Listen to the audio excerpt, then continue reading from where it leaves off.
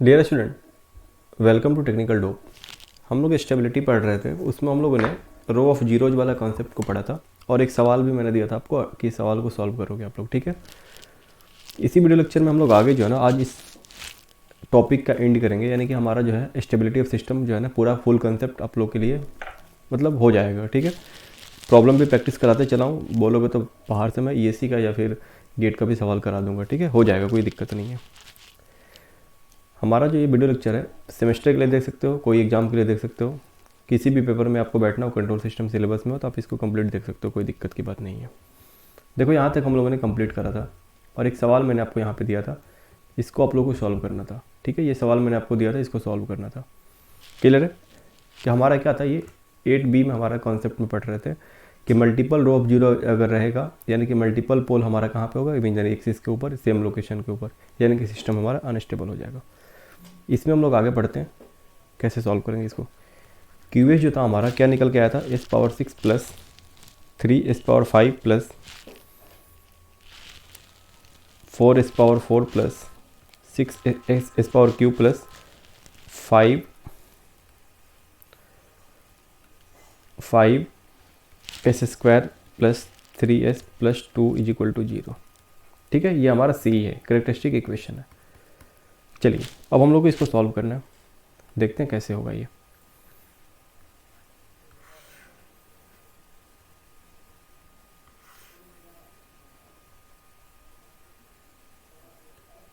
ठीक है,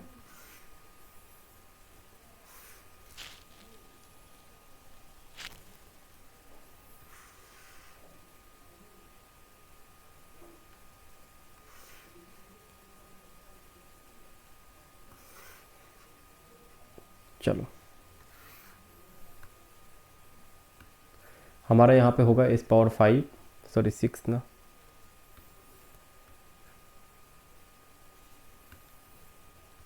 S⁻5 S⁻4 S⁻3 2 1 0, ठीक है।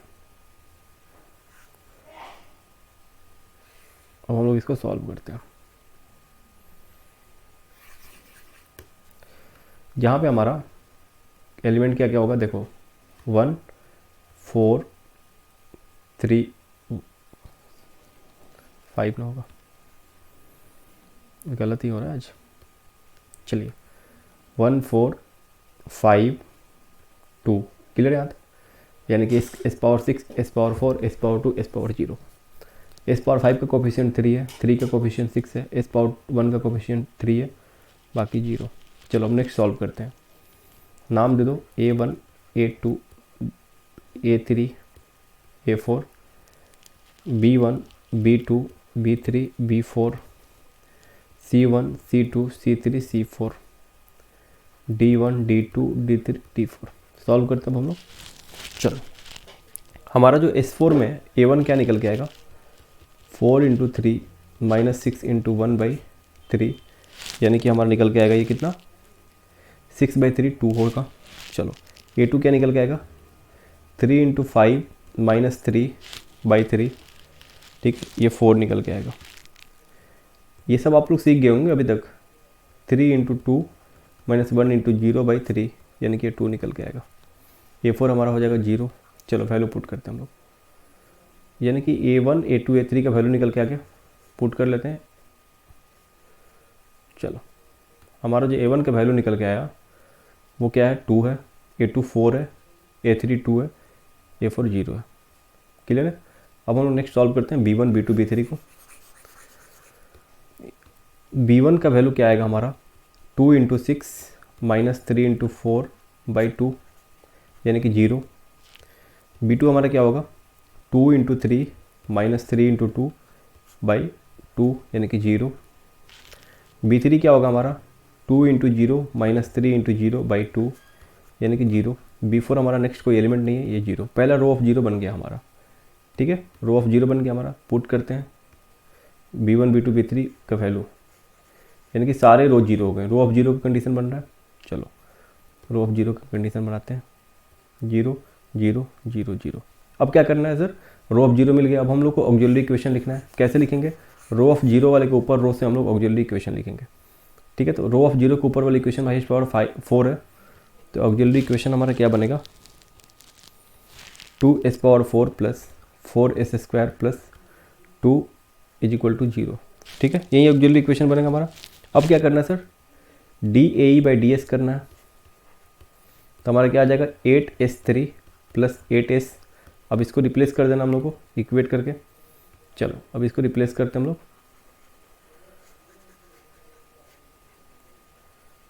ठीक है, क्या वैल्यू है यहाँ पे हमारा है 8 8, बाकी सारे 0। Q का कोफिशिएंट 8, S का कोफिशिएंट 8, रिप्लेस करती हैं। चलो सर, अब जो है हम लोग हमारे पास क्या काम बचा है कि आगे हम लोग प्रोसीड करते हैं। ऑक्सिलरी इक्वेशन एक जो है वो रहने देते हैं। ठीक है, नेक्स्ट अब हम लोग आगे बढ़ते हैं। आगे बढ़ेंगे तो हमारा C1 का वैल्यू क्या निकल के आएगा, C1 जो होगा हमारा 8 × 4 माइनस 8 × 2/8, यानी कि 2 हो जाएगा। ठीक है, C2 भी हमारा क्या आ जाएगा 8 × 2 माइनस 2 × 0/8, यानी कि 2 हो जाएगा। समझ रहे हो C1 C2 कैसे निकाल रहे हैं। C3 भी हमारा क्या होगा, थोड़ा सा ध्यान से देखना पड़ेगा, अपने से बनाओगे तब समझ में आएगा। ठीक है, C3 0 और C4 भी 0, आगे कोई एलिमेंट नहीं है। चलो इसको पुट कर देते हैं हम लोग। हमारा जो है C1 का वैल्यू है 2 2 0 0। ठीक है, यहाँ तक कोई दिक्कत नहीं है, यहाँ तक कोई दिक्कत की बात नहीं है। चलिए अब हम लोग नेक्स्ट करते हैं सर D1 को सॉल्व। D1 क्या होगा हमारा 2 × 8 माइनस 2 × 8/2 0। D2 भी हमारा क्या हो जाएगा 2 × 0 माइनस 8 × 0/2 0 हो जाएगा। D3 भी 0 और D4 भी 0। चलो यहाँ हमारा सारे 0 आ गए, हम लोग पुट कर लेते हैं। सारे हमारे 0 बन गए यहाँ पे। 0 0 0 0। एक रो ऑफ 0 कहाँ पे बना था, SQ पे। रो ऑफ 0 1 ले लो इसको, ये रो ऑफ 0 2 ले लो। Auxiliary equation 1। अब देखो ऑक्सिलरी इक्वेशन 2 हमारा कैसे बनेगा 2s² प्लस 2। ठीक है, इसको डिफ्रेंशिएट करेंगे s के रेस्पेक्ट में, तो हमारा क्या बनेगा 4s। इसको रिप्लेस करते हैं हम लोग, इसको रिप्लेस करते हैं, तो हमारा 4 हो जाएगा। s का पावर 1 कोफिशिएंट, बाकी सारे 0 हो जाएंगे। आगे करेंगे हम लोग तो क्या बचेगा हमारा, नीचे वाला रो में क्या आएगा एलिमेंट हमारा, नीचे वाले रो में हमारे एलिमेंट आएंगे 2 0 0 0। आप लोग खुद फाइंड आउट कर सकते हो। चलो यहाँ तक ठीक है, कोई दिक्कत नहीं। ऑक्सिलरी इक्वेशन 2 बने हैं हमारे पास, row of Z1 row of Z2। ठीक है, 2 इक्वेशन बने, हमारा दोनों इक्वेशन लिखा हुआ है। यहाँ तक कोई दिक्कत नहीं है, यहाँ तक कोई दिक्कत नहीं है। अब हम लोग क्या करेंगे सर, ऑक्सिलरी इक्वेशन से हम लोग पोल का लोकेशन फाइंड आउट कर सकते हैं, करते हैं। चलो AE1 से क्या इक्वेशन बना था हमारा, AE1 का इक्वेशन बना था 2s4 प्लस 4s² प्लस 2। ठीक है, अब इसको हम लोग 0 से इक्वेट करेंगे, 2s⁴ प्लस 4s² प्लस 2 = 0। तो ये हमारा बनेगा, इसका फैक्टर बनेगा s² प्लस 1 का होल स्क्वायर = 0। 2 फैक्टर आएगा s² प्लस 1 और s² प्लस 1। यहाँ से हमारा 2 पोल निकलेगा, s1 s2 निकलेगा प्लस माइनस j। ठीक है, निकलेगा कि नहीं निकलेगा, और s2 और s3 और s4 निकलेगा प्लस माइनस j। ठीक है, इससे और इससे अलग अलग इक्वेट किए। चलो अब ऑक्सिलरी इक्वेशन 2 को हम लोग 0 से इक्वेट करते हैं। ऑक्सिलरी इक्वेशन 2 क्या बना था हमारा 2s² प्लस 2 = 0 बना था ना। ठीक है, तो हम लोग यहाँ पे लिख सकते हैं s² प्लस 1 = 0। तो यहाँ पे हमारा s5 और s6 बनेगा प्लस माइनस j। बोलो बनेगा कि नहीं बनेगा। ठीक है, अब हम लोग जो है ना कॉम्प्लेक्स प्लेन पे इसको दिखाते हैं।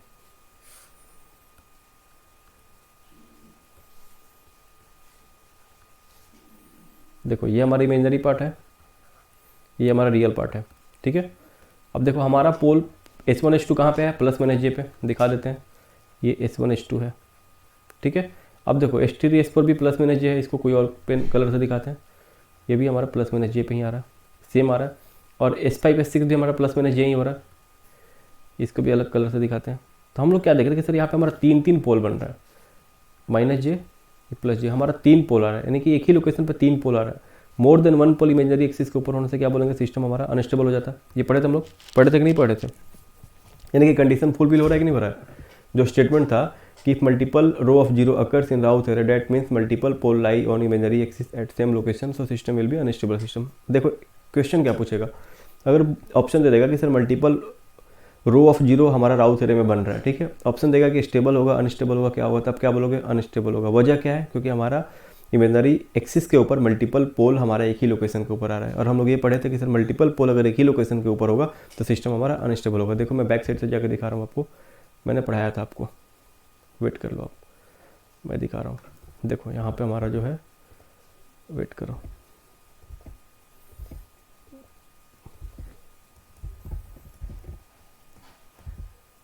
देखो हमारा सिंपल पोल था, हाँ देखो यहाँ पे हमारा मल्टीपल पोल जो है ना एक साथ आने से क्या होगा, सिस्टम हमारा अनस्टेबल बन रहा था। देखो हमारा सिस्टम अनस्टेबल बन रहा था कि नहीं बन रहा था, output is bounded and in the option of input output does not tends to zero, system is unstable system, ठीक है। वही चीज़ हम लोग आगे भी देख लिए स्टेबिलिटी वाले चैप्टर में भी, ठीक है। चलो यहाँ तक क्लियर हो गया, स्टेटमेंट नंबर 8 का बी भी क्लियर हो गया। अब हम लोग पढ़ते हैं 8C, 8 का सी पढ़ते हैं हम लोग। 8C कितना केस बना, पहला बना कि एक हमारा एलिमेंट जीरो रहा तब क्या होगा पहले कॉलम में, उसके बाद से सारे रो जीरो हो जाए तब क्या होगा, अगर मोर देन 1 रो जीरो होंगे तब क्या होगा। 3 केस पढ़ लिए, चलो चौथा केस पढ़ते हैं। If row of zeros occurs in Routh array and, देखो राउथ एरे आपको खुद से बनाना है, मैं फिर भी आपको बहुत ही बता दे रहा हूँ, आप लोग खुद से इसको सॉल्व करना सीखोगे, क्योंकि आपके सेमेस्टर एग्जाम में भी ये पूछा जाएगा, ठीक है। आप खुद से पेन कॉपी लेके अब जब करोगे ना तो आपको समझ में आने लगेगा कि कैसे करते हैं इसको।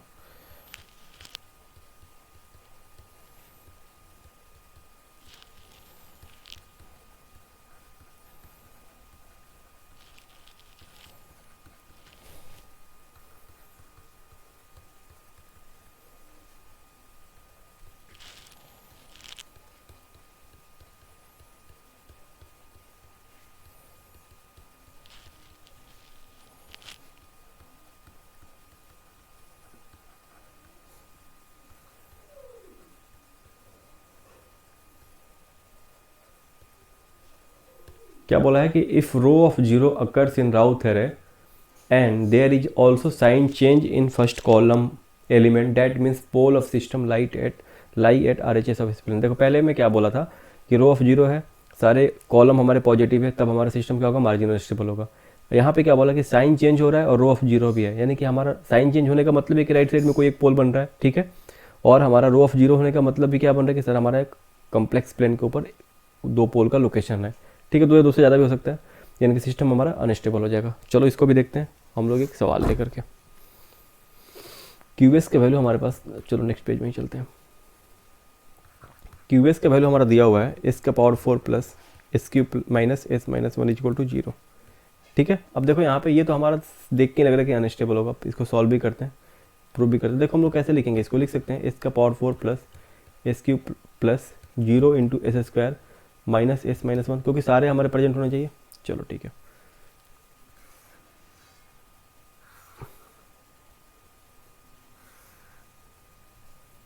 देखो अब मैं जो है ना आपको खुद से बोल रहा हूँ कि आप खुद से बनाओगे राउथ है, मैं अब इसको कंप्लीट नहीं करूँगा, मैं डायरेक्ट वैल्यू लिखूँगा और आगे बढ़ूँगा।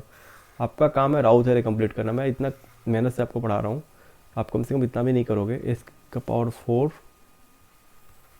एस का पावर 3, एस का पावर 2, एस का पावर 1, एस का पावर 0। चलो 4 का कोफिशिएंट 1, एस स्क्वायर का कोफिशिएंट 0 माइनस 1, ठीक है, 3 का कोफिशिएंट 1 माइनस 1 0 लिख सकते हैं। चलो इसको लिखो A1 A2 A3 B1 B2 B3 C1 C2 C3, clear यहाँ तक। अब जो है हमारा A1 का वैल्यू क्या होगा, A1 का वैल्यू होगा हमारा 1 into 0 minus 1 into minus 1 by 1, यानी कि हमारा 1 हो जाएगा। A2 का वैल्यू क्या होगा हमारा 1 इंटू माइनस 1 बाई 1, यानी कि माइनस 1 हो जाएगा। चलो A3 हमारा 0 हो जाएगा, तो यहाँ तो A1 A2 A3 निकल गया, इसको पुट कर लेते हैं। फिर भी मैं करा ही दे रहा हूँ आपको राउथ एरे कंप्लीट, बहुत बड़ी बात है। 1 माइनस 1 ये 0। चलिए अब हम लोग जो है ना क्या कर रहे हैं, यहाँ पे हम लोग क्या देख रहे हैं कि सर हमारा B1 का वैल्यू क्या हो रहा है 1 into minus 1 1 into minus 1 by 1, ये 0 हो जा रहा है। B2 भी हमारा 0 हो जा रहा है, B3 भी हमारा 0 हो जा रहा है, ठीक है। यानी कि हमारा रो ऑफ 0 बन गया, रो ऑफ 0 बन गया। क्या बना रो ऑफ 0? चलो, यानी कि हम लोग बोल सकते हैं कि सर यहाँ पे हमारा ऑक्सिलरी इक्वेशन बन गया। लिखते हैं ऑक्सिलरी इक्वेशन, क्या बनेगा सर? इसके ऊपर वाले से लिखते हैं ना हम लोग, एस स्क्वायर माइनस 1 हो गया, ठीक है। D A by D S करते हैं, यानी कि 2s। अब देखो हम लोग क्या करेंगे, वैल्यू पुट कर देंगे। एस के पावर 1 का कोफिशिएंट क्या हो जाएगा? 2 हो जाएगा। C1 C2 C3 भी आगे निकाल ही लेते हैं, अब इसको भी हटा दो। चलो यहाँ लिख लो 2 0 0, ठीक है। अब जो इसका वैल्यू क्या होगा, यह वाला एलिमेंट का वैल्यू क्या होगा? -1, बाकी सारे 0, ठीक है। चलो अब हम लोगों को क्या देखना है कि सर यहाँ पे साइन कितना चेंज हो रहा है, साइन कितना चेंज हो रहा है। ये हमारा यहाँ पे क्या बन रहा था, इसका पावर 1 पे रो ऑफ जीरोज बन रहा है, क्लियर है, रो ऑफ जीरोज बन रहा है। अब हम लोग क्या देख रहे हैं कि सर हमारा यहाँ पे साइन कितने बार चेंज हो रहा है। चलो देख लेते हैं। हमारे S4 से S3 में साइन चेंज नहीं कर रहा है, S3 से S2 जाने में प्लस से प्लस ही है, S2 से S1 जाने में साइन चेंज नहीं कर रहा है, ठीक है। साइन चेंज कर रहा है क्या? नहीं, हमारा जो है ना S1 से S0 जाने में साइन चेंज कर रहा है एक बार। तो हम लोग ये बोल सकते हैं कि सर ये एक बार साइन चेंज कर रहा है, यानी कि हमारा वन पोल कहाँ रहेगा? Lie on RHS of S plane. तो हम लोग बोल दिए ना कि सो सिस्टम इज अनस्टेबल, आगे ना अनस्टेबल, यानी कि एक रो ऑफ 0 बन भी रहा है और एक बार साइन और साइन भी चेंज हो रहा है, नेगेटिव साइन भी आ रहा है फर्स्ट कॉलम में, तो हम लोग बोल सकते हैं कि अनस्टेबल होगा। चलो अब हम लोग जो है ना इसका पोल का लोकेशन फाइंड आउट करते हैं, कहाँ कहाँ पे होगा। चलो ठीक है, अब फैक्टर्स निकालते हैं। किसका सर? इसका power 4 plus SQ minus S-1 के फैक्टर निकालते हैं। तो फैक्टर आएगा S square minus 1 S square S plus 1, ठीक है। यानी कि हमारा जब जो है सॉल्व करते हैं एक एक करके, जब हम जो है S स्क्वायर माइनस 1 को सॉल्व करेंगे तो हमारा यहाँ से S is equal two plus minus 1 होगा। चलो अब जो है हम लोग अगर S स्क्वायर S प्लस 1 को सॉल्व करते हैं, यहाँ पे लिख लो S1 और S2, दो पोल हो गया। इसको सॉल्व करेंगे तो यहाँ से भी दो पोल आएगा, इसको S3 S4 मान लो। इसका लोकेशन कहाँ पे होगा? -1 प्लस माइनस √3/2, क्लियर है। यहाँ जी होगा, यानी कि हम लोग इसको एक्सिस पे दिखाने का कोशिश करते हैं। -b प्लस माइनस √d वाले फार्मूला पे बैठा है, ठीक है। आपको ये सब चीज़ पता होना चाहिए, ये सब चीज़ आपको पता होना चाहिए। चलो ठीक है, यहाँ पे दो पोल आया, एक हमारा आया -1, एक हमारा आया +1, ठीक है। एक पोल हमारा कहाँ पे आया? -1 प्लस j√3, यानी कि हम लोग बोल सकते हैं यहाँ पे एक हो सकता है, सॉरी -½ ना, यहाँ पे हाफ ले लो, -½ तो यहाँ पे एक पोल बनेगा, ये j√3 है और यहाँ पे हमारा -j√3 होगा। चलो तो ये पोल हमारा हो जाएगा S1, ये हो जाएगा S2, ये हो जाएगा S3, ये हो जाएगा S4। S3 को लिख सकते हैं हम लोग, S3 को लिख सकते हैं -½ प्लस माइनस j√3/2, 3/2 कर लो इसको, ठीक है, लिख सकते हैं ना। S4 को लिख सकते हैं -½ माइनस j√3/2, आ रहा है कि नहीं आ रहा है S3 S4, ठीक है। तो हम लोग चारों दिखाते, देखो एक पोल हमारा RHS में है कि नहीं है, मिल गया ना। तो यही हमारा कंप्लीट एनालिसिस हो गया स्टेबिलिटी वाले का, ठीक है। कंप्लीट हो गया हमारा स्टेबिलिटी, एक एक पॉइंट बता दिया गया यहाँ पे, कोई दिक्कत नहीं है यहाँ तक, ठीक है, कोई दिक्कत नहीं यहाँ तक। एक पोल हमारा RHS में वो दिख भी रहा है और हमारा कॉम्प्लेक्स कंजुगेट भी पोल बन रहा है और एक हमारा राइट साइड में रियल एक्सिस के ऊपर बन रहा है। तो हमारा कंप्लीट स्टेबिलिटी हो गया। कुछ हमारा जो है ना इसमें क्या है कि क्वेश्चन सॉल्व कर लोगे ना तो सही हो जाएगा, बोलोगे तो मैं करा दूंगा। और नेक्स्ट वीडियो लेक्चर जो होगा हमारा बेसिक से शुरू होगा, यानी कि हमारा ओपन लूप, क्लोज लूप और सेंसिटिविटी, ये सब टॉपिक जो है ना उसको कवर करेंगे, मेसन्स गेन फार्मूला, फिर हम लोग आगे बढ़ेंगे। चलो थैंक यू।